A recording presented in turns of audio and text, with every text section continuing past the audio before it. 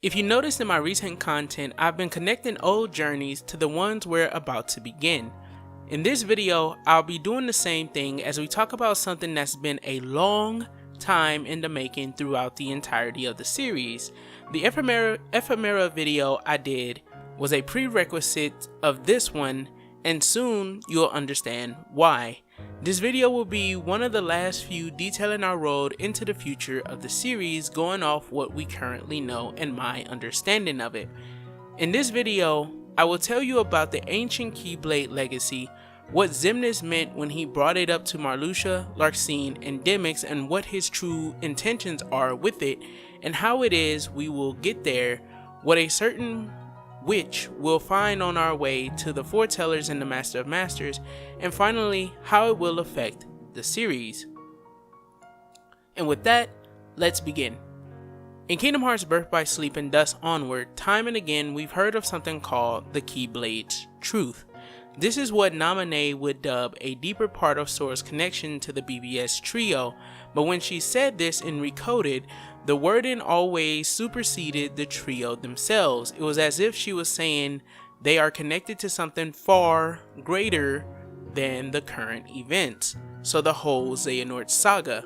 Our first clue into what this was would come from Key in Kingdom Hearts 3, as we learned Kairi's grandmother's story was more than just a fairy tale, a story for young children to believe in the light of not just Kingdom Hearts, but within themselves, if they were ever consumed by the darkness. We also learned about this in Kingdom Hearts 3 in Xehanort's reports when we learned Ericus is a key of royalty. See, in Kingdom Hearts 3, when Ericus summons the lights of the past on the chessboard, and thus we see them in the Keyblade graveyard with the assistance of ephemera, the acknowledgement of what these keys were is described in a deliberate way, or order I should say. It is Aqua who knows of this great power, first stating Keyblade wielders from the past. Then she's followed by Ventus, who states it's the lights of the past.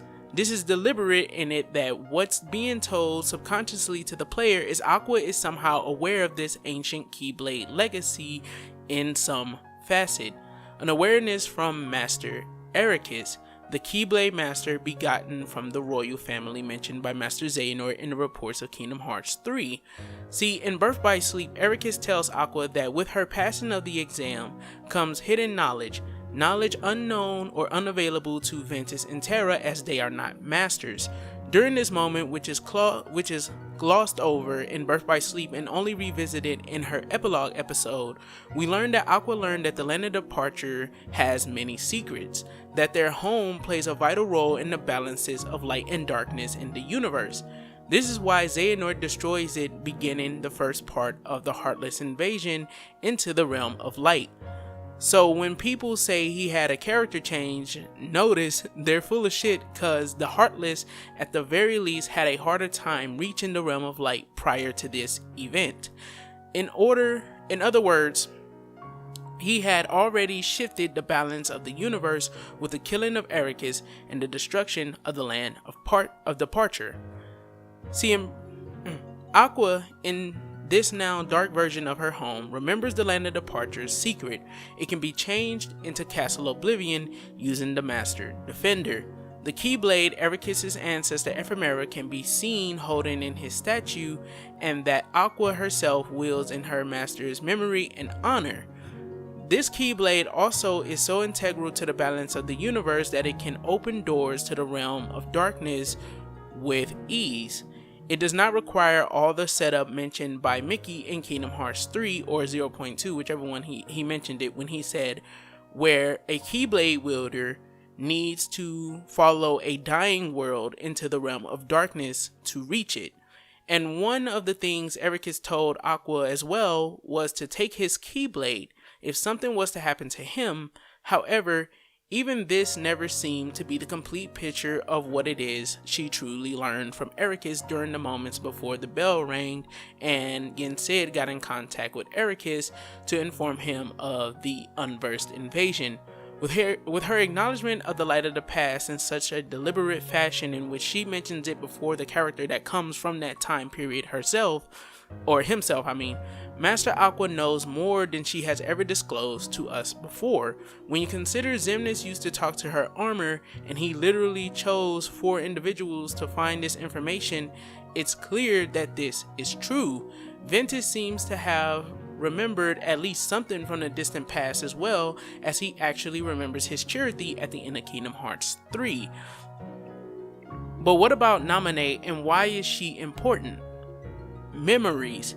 See, in Luxu and Skuld's reports, which have been confirmed to be Skuld's with the info from the character files, plus the added evidence of all the Union key characters we've seen thus far, the cost associated with leaving the Master's World line and using the Wrath is the memories of these characters were wiped until the end of Kingdom Hearts 3, where Marluxia will tell us he is only at the cusp of reclaiming who he once was, Lauriam. Which brings us to Xemnas' statement. When he says you 4 are going to reveal your greatest secret, he didn't mean to himself, he meant to Sora and his friends, the boy he exists to help push to his destiny. Remember, I said in the Yozora video that Luxor's role was to make sure Sora earned the wild card. That's the real role he mentions in this exact scene with Xemnas, Lauriam, Elrena, himself, and of course Demyx. Neither Xehanort or Xemnas gave him the role of finding the box, and in Remind we get a few more hints of this being the real role he has undertaken. As Luxord implicates, Luxu gave him this task to keep him from spying, and Isa says to Luxu that he's off in search of something as per Luxu's order. So they don't even know what Luxord is doing and even what he's looking for. And this may be why Xehanort tricks Luxu at the end of Kingdom Hearts 3 Remind, leaving him with a mere copy of the no-name Keyblade and trusting the real one to Sora in its X-Blade form. Also, in Kingdom Hearts 3, we see Ansem looking for Skuld at the dismay of Ansem the Wise. He's looking for her for unspecified reasons, but seeing as Xemnas collected 2 of his old friends, Xehanort found Ventus himself, and then Apprentice Xehanort found Skuld, which he was trying to repair her memories. This is why he does all of the experiment. Terranort's heartless assault awakened Ephemera's soul, and all of this leads us to, finally, Namine. See, in Chain of Memories and Days, Namine describes the way memories work in Kingdom Hearts. Chain of Memories is more than just the name of a game. Memories in the Kingdom Hearts series are literally in a form akin to a chain. When memories are altered, moved, or even seemingly lost, they're actually just removed from this chain of memories. They cannot be destroyed or broken. Memories can also be lost from the chain of memories with the passing of time. We saw this with Sora and Kairi respectively in Dream Drop Distance and Melody of Memory, where Sora remembers Aqua and Terra, who appears as Ansem in Dream Drop Distance, and Kairi begins to remember the day Apprentice Xehanort sent her off to the Destiny Islands, which she couldn't remember during Kingdom Hearts 1. Remember, this is also true for all the characters connected to the ancient past in Kingdom Hearts 3. Enter Skuld. Being the most precious case, as her memories seem to be so broken that her will never seemed to recover, whereas all her friends have gone on to partake in the times of today, she was left completely broken. So much so, Luxu, in a form of pity, saves her from Xehanort's torture and keeps him from finding out the truth through her. But we are given not even a mere clue to her whereabouts or whatever Luxu did with her. She simply states, "Am I alive? I awoke in a cell, alone until the researchers came with their tests and their prodding to uncover my identity. I had no answer to offer them, 4 friends and a key. That is the sum total of my memory. I could not even recall my name. I was simply called X there. So key. My only solace was the time I spent talking with the 2 boys who would visit from time to time. This is Isa and Lee. One day, a man came to take me from the prison. I could not see him for the darkness save that he wore an eye patch. Even now, years on, I feel no closer to understanding who or what I am. May my heart be my guiding key. But she mentioned something special. She was on the cusp of mentioning a key before cutting to say that that was the sum total of her memories. Namine's role in the future will be putting her chain of memories back together. Skuld is special because whatever she knows or witnessed during her transfer into the times of today will be vital to this very turbulent future the series is on the cusp of. As this key could be the key that may very well be the Keyblades Truth, a phrase, a thing, a place, a moment, a memory that has been hinted and secretly pulling everyone into itself like a vortex. What if she saw the moment the Keyblade Prophecy? One version says that the key bearer will save the world, another says that he will destroy the world. What if she saw when the Master of Masters returns? What if she saw when whatever happens, whatever the Master wants with Sora, what if she saw those events? She mentions specifically a key before cutting off. Now, this could also be 4 friends, as in the 4 union leaders, and then player character. It could be that simple. But for whatever she meant in this moment when she says key, we know that there's something revolving around the series that we haven't gotten to see yet that seems to still be very prevalent, as Xemnas tells Laurium, Elrena, Luxord, and Demyx that they will be used to find a way to the ancient Keyblade legacy that slumbers within them. This is something that was first hinted at in Birth by Sleep, and then when Recoded came out a year later, Namine herself will dub the Keyblades Truth, and it is now called the ancient Keyblade legacy. So she mentions a key, and we know that the 2 names that this event or whatever this is has taken the name of key twice. Keyblade, the ancient Keyblade legacy, and then the Keyblades Truth. So I think whatever she was about to mention here, where she cuts off because she doesn't remember anything, or because she has a moment of pause, which could indicate that she saw something. That's why I don't believe it's simply player character who became Xehanort. I believe she literally is talking about some event she may have seen along the way to this point in time. Maybe she skipped a little bit ahead of the future, or maybe she reached the end of the world, so the wrath put her in a point in time where she would actually be safe. Remember, the Master of Masters said to Xehanort specifically that he may be trying to end the world. That's the last possibility he talked about when he talked to Xehanort. He could be trying to destroy the world. And we know that him wanting to reach the times of today and go to Quadratum and what he did in the past was all him seeking a brief moment of respite from fighting the darkness after eons of doing so, presumably. So we know that it's possible that the Master of Masters and what he's doing could actually be leading us to the destruction of the world entirely. He may be trying to get rid of the world entirely.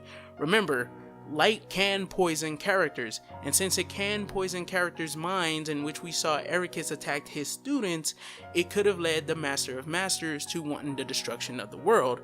And this doesn't seem too far off when you consider that Xehanort says that Kingdom Hearts can possibly purge the universe, or it will possibly purge the universe if the universe is not found worthy of its light.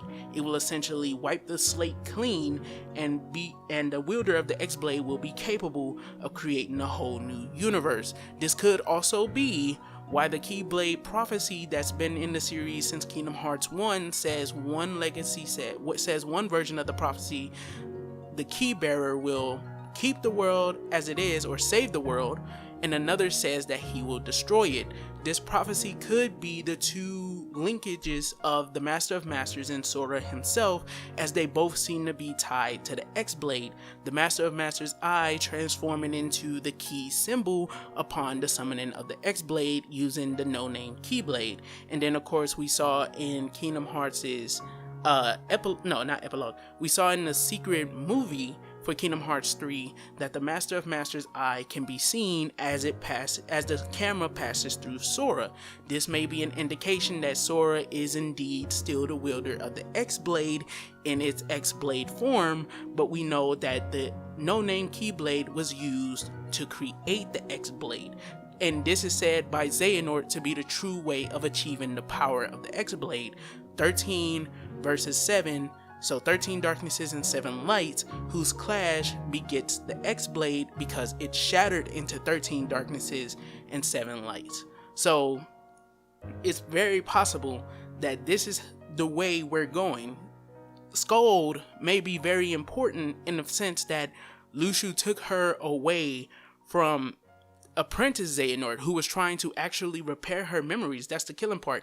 He was trying to repair her memories. What he did was essentially torture from the perspective of Isa and Lee, but what he seeks when he says the ancient Keyblade legacy that slumbers within the others is what Skuld potentially knows, what she saw, and why Luxu saw her as important enough to keep her out of the hands of Xehanort, versus, if I'm not mistaken, he was the one who brought Marluxia on board to the organization. So that's very weird to treat one of the union leaders with a sense of pause to where you take them away and they can't be found, apparently, because think about it, the unversed and the heartless are under the control of Vanitas, who's under the control of Xehanort, and then we also have the nobodies as well.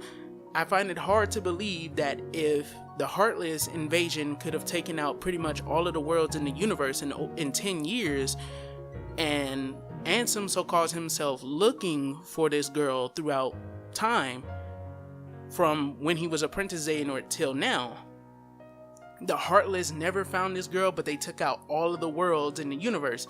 We know from Merlin the Wizard during the events of Kingdom Hearts 3 that he was capable of creating a little pocket dimension. This could be exactly what Luxu, and he didn't require a Keyblade to do it either, so it doesn't require a Keyblade, but this could have been what Luxu had done to Skuld. He put her in a pocket dimension that he potentially only has access to. In fact, when you think about the powers of Xigbar, as is said in Days, he crosses dimensional lines. So he's a character who naturally can cross dimensions, naturally can enter another dimension with somebody else to leave them there so that no one could ever be capable of finding him. But let's go ahead and get to the final paragraph so I can go ahead and close this video out. Believe it or not, all of that breakdown was literally just a tangent. This seems imminent since Ephemera connected Sora to the lights of the past, and thus his connection may be with Ephemera himself. And we know people who are connected to Sora can have their memories altered, fixed, observed, and repaired by Namine. Notice, Namine, for whatever reason, has been very hush-hush with all of our insight into the years since Sora disappeared and how these events may shift the future. Maybe this is already beginning to happen. Namine should've, could've, and would've been the first place to look when it comes to Sora. Remember, Namine already has the power to talk to hearts and summon them forth, even in the deepest darkness. She did this with the Lingering Will and thus Terra. And with her memory connection abilities, she could have literally been the portal to Quadratum by tracing the connection backwards to Sora's very own memories, just as she was doing in 358 Days Over 2 and Kingdom Hearts 2 when she accidentally connected Roxas to Kairi via Sora's memories. Why wouldn't she be able to do this with Sora himself if that's where the powers come from?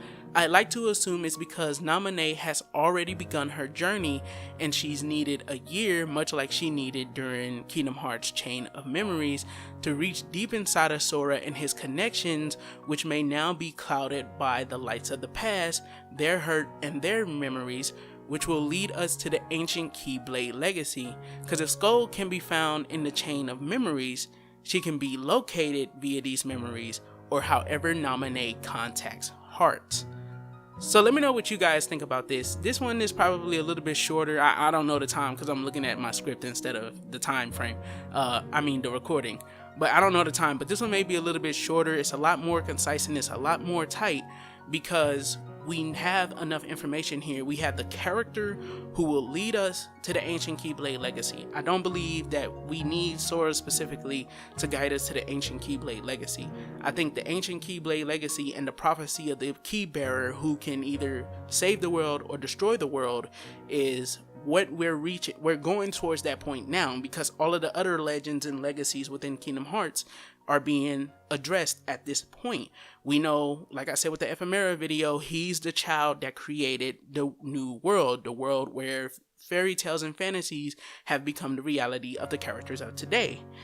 But when it comes to the prophecy of the key bearer, this is yet to take place, as Xehanort wasn't the one to achieve this, even though in Kingdom Hearts 2's secret movie, the one with Xehanort in it, it said that everything starts with Xehanort. So if everything starts with Xehanort, then what that truly meant was that with the defeat of Master Xehanort, the beginning of this prophecy has started. The key bearer will either save the world or destroy the world. And we know with the Master of Masters' eye turning into the key symbol, this could be an indication of the Master of Masters, who already mentioned that he could potentially be trying to destroy the world. He may be the other side of this prophecy, while Sora is the side of saving the world. So they may, and I mean, just to be real, this could be some indication that there may be some connection there between Sora and the Master of Masters. I feel like somebody's gonna say it. Oh my god, the Master of Masters may actually be Sora. It is a possibility. It is a possibility, at the very least. If Vanitas is indeed one of the pieces of his heart, since people think that he's the pride piece because of the way he acts, it's possible.